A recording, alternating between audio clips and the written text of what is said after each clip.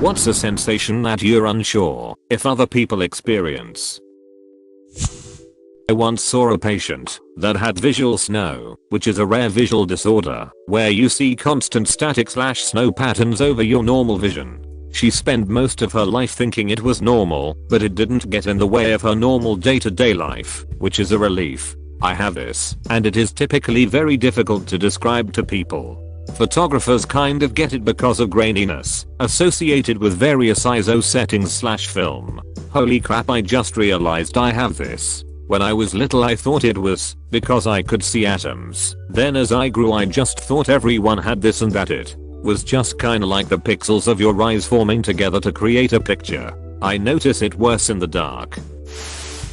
Sometimes when I'm trying to sleep my hands feel too large and my body feels all out of proportion. I can't get comfortable and I have to turn on the lights and look at my hands for a bit for it to go away. I know that sounds weird, but it's the only way I can describe it. Bizarre. This is called Alice in Wonderland syndrome. Common in children and eventually they grow out of it, but sometimes it carries on into adulthood. Fortunately though it's harmless. I had it much more often, and worse when I was a kid. I used to get all panicked and stuff, and have these weird episodes. I think that might be it. The whole feeling of the room expanding and getting smaller is exactly how it was when I was a kid. When I have deja vu to dreams, it's weird but something in the real world will remind me of a dream I've had in the past. I get this too. It's never anything significant. It's something like a 3-second clip of a woman standing under the doorframe of an office and talking mid-sentence. She's a stranger and the office is a strange place, and I wonder why I dream something like that. Then, a couple years later, boom, there I'm in real life. It's my boss at my new job in my office, and I'm reminded of that little dream, and of wondering about it a year or two prior. Had this more frequently, and for decent lengths and in great detail when I was a kid. Still get encounters that I recall vividly having experienced in one of those dreams before. Used to be more common, and is usually brushed off, but they're far too detailed, and I can recall some instances of multi-year gaps between the dream and the reality, and recall in seconds, early on, what was going to occur immediately prior to it happening. Was a bit freaky. Still throws me off when it happens. Sometimes if I drink a bunch of water after not having had it in a little while, I get this weird sensation of it washing over my ribs. There's not really any other way of putting it. It's a nice feeling though. I remember seeing a documentary about two guys who got lost on a desert island and became extremely dehydrated. They got picked up by a fisherman who gave them cold water to drink. They said they could literally feel the water cooling their blood and feel the cool blood circulating through their veins. Not quite the same thing, but when I'm really hot in the summer, I put my forearms in a sink full of cold water and I can totally feel my colder blood moving around. It's weird. My sister and I call it tickle thumb, but it is when you're laughing too much and try to pick something up or press something with your finger and thumb, but have no strength. Of course it makes us laugh harder and prolong the tickle thumb. Good luck trying to explain it to someone who doesn't know it though. My husband asked me the other day if I get a tickle in my vag when going down steep hills in a car. He asked me because he said he feels it in his peen. What the hell? I feel it too. He's not crazy. It seems more like inside my body than in the appendage of my dong, but it's totally there. Also happens on roller coasters. I think it's the feeling of 0G or more accurately free fall.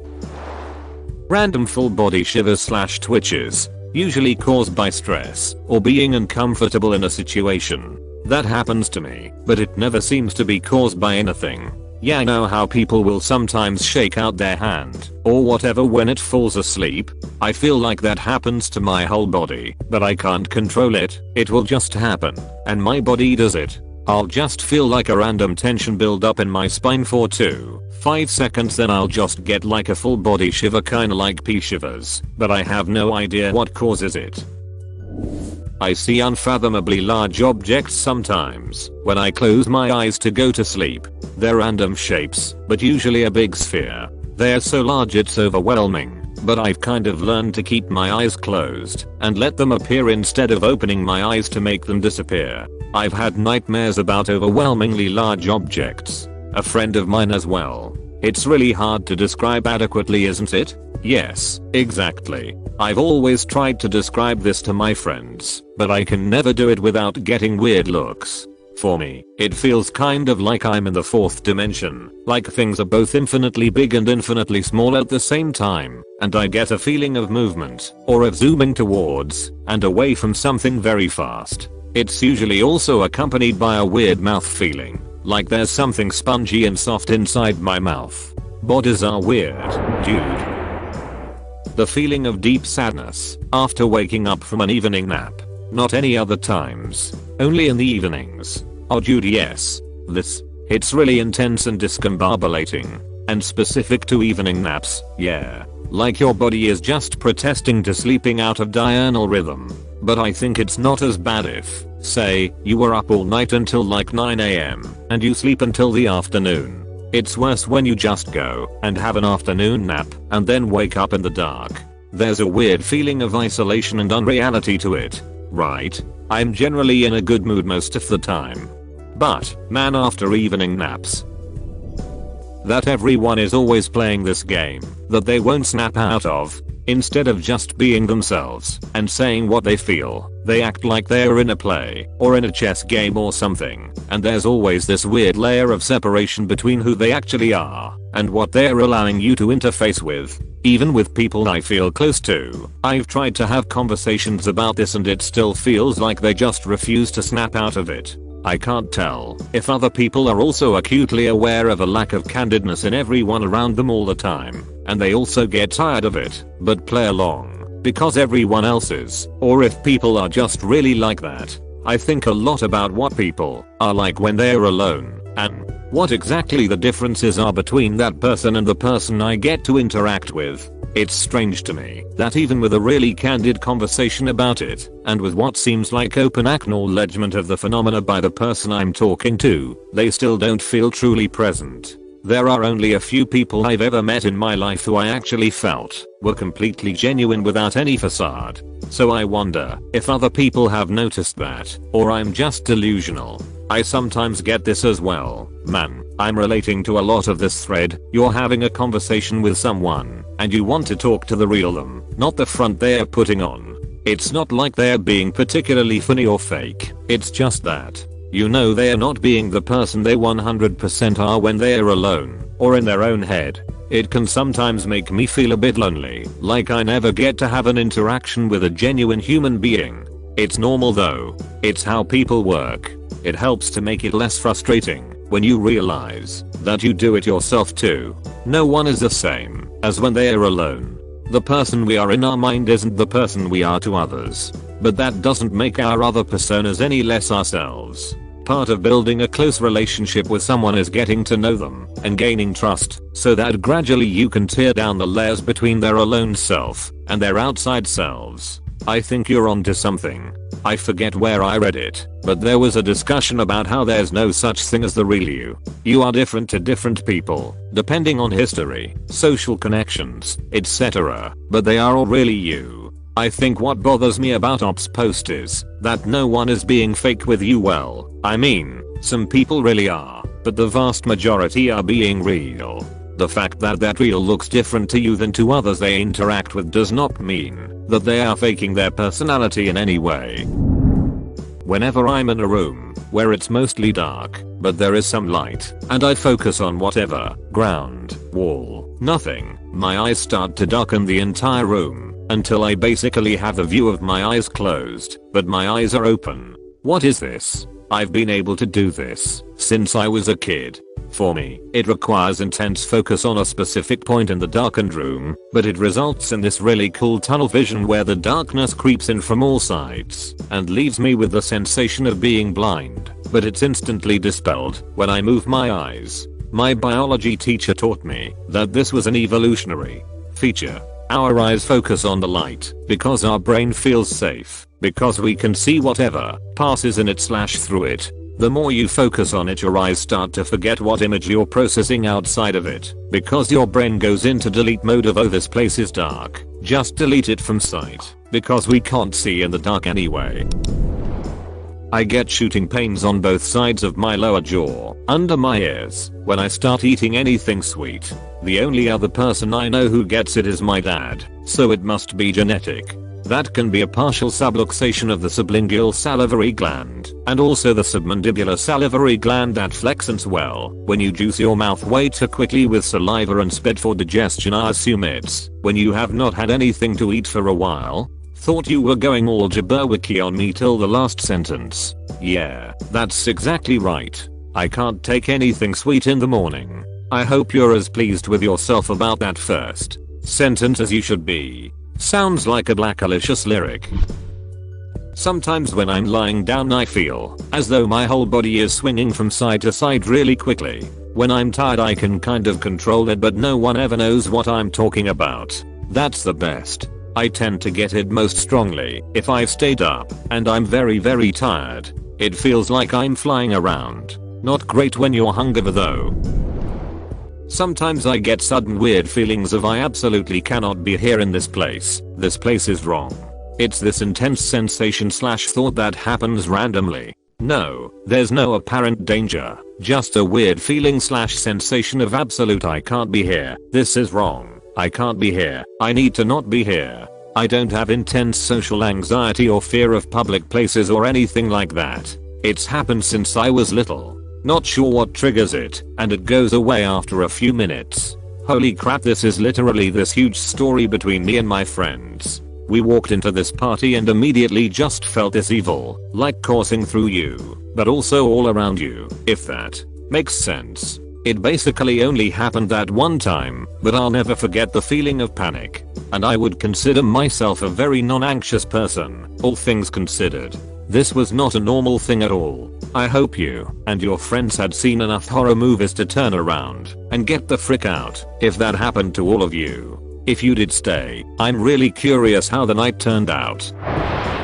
Happens pretty rarely, but I'll be laying down somewhere and then I start getting this feeling of combined sleepiness / warmth that seems to make everything seem better and lets me appreciate the smaller things, like how soft the thing I'm laying on is, or how the sun is peeking through the window, or how nice it is to just exist. It can also sort of be described as a constant low orgasm. It doesn't last very long and it only happens when I haven't been doing or thinking about stressful things in a while. I think that's called happiness. This comment makes me sad.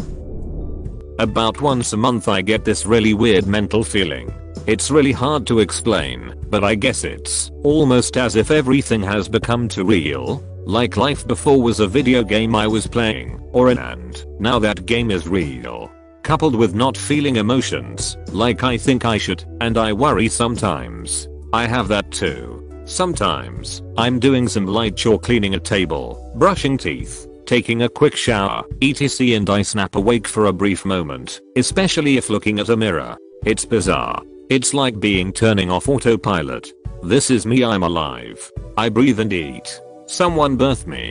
I've changed. Lives with my very existence. I have a body that responds to my actions to the point where I don't even notice it. People I've known have died of natural causes. Among those lines. Then I just forget about it. It's happened less than a dozen times in my life. Yeah, exactly this. For me the feeling is I'm me. Like my brain spends most of the time way up on higher levels, running stuff I don't even know is happening, and most of the time my conscious mind is more or less left on autopilot, and then suddenly that part of the brain makes an appearance down on the shop room floor and everything snaps to attention. Mirrors are definitely a trigger. It's usually at least a little bit disturbing, because consequences seem a lot larger. It's no longer just a game. Happens to me maybe once or twice a year, more when I'm depressed.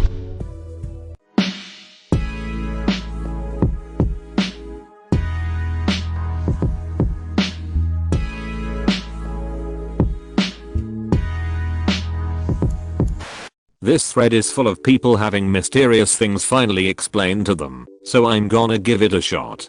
My eyelashes hurt. Specifically the follicles. It's the same kind of pain like when you have a loose tooth, and it actually does seem to happen when the eyelash is loose, like it's twisted around and pointing the wrong way. I have yet to meet anyone else who experiences this. My doctor's only suggestion was to start washing my eyes daily with baby shampoo, and it's reduced it substantially but not completely. It sucks. I occasionally get this in the lashes of my right eye. The only thing that alleviates the pain for me is pulling the eyelash where the pain is concentrated. I get this too. It's led to a few bald spots before.